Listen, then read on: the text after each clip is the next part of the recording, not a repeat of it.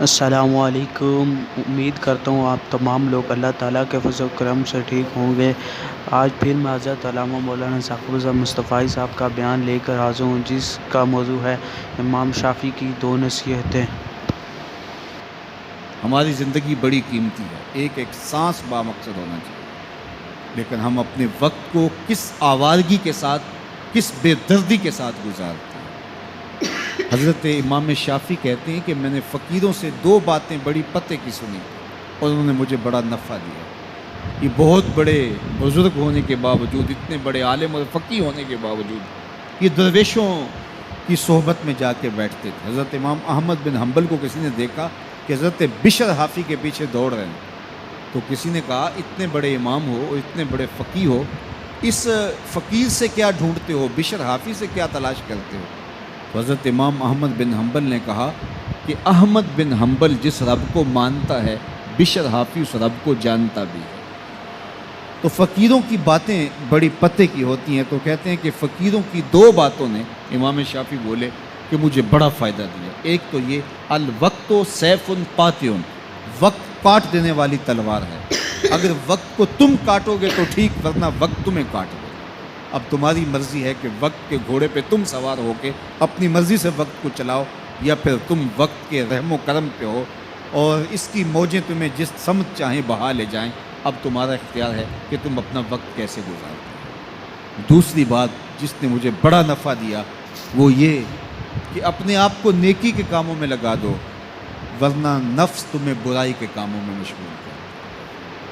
اپنے ارد گرد تانا بانا ایسا بن لو، اپنے حالات ایسے بنا لو، اپنی دوستی ایسی وضع کر لو کہ تم نیکی کے ماحول میں رہو، ورنہ شیطان برائی کے اندر مبتلا کرنے میں دیر نہیں کرے گا اور نفس تمہیں جو ہے وہ شر میں مبتلا کرے گا۔ تو فرمایا کہ کسی شخص کے اسلام کا حسن یہ ہے کہ وہ بے مقصد کاموں کو چھوڑ دے۔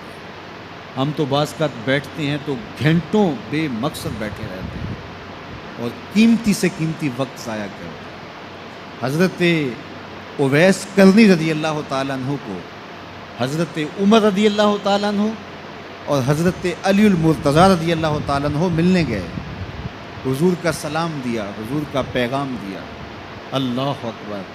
تو ویسے کرنی تو تڑپ گئے نا، چشمان سے آنسو ہیں اور بار بار پوچھتی ہیں میرے حضور کے لبوں پہ میرا نام کیسے آیا تھا۔ حضور نے کہا تھا نا کوئی اویس بن عامر کو ملے اور میرا سلام دے اور اس سے کہے کہ میری امت کی بخشش کی دعا کرے، اللہ اکبر۔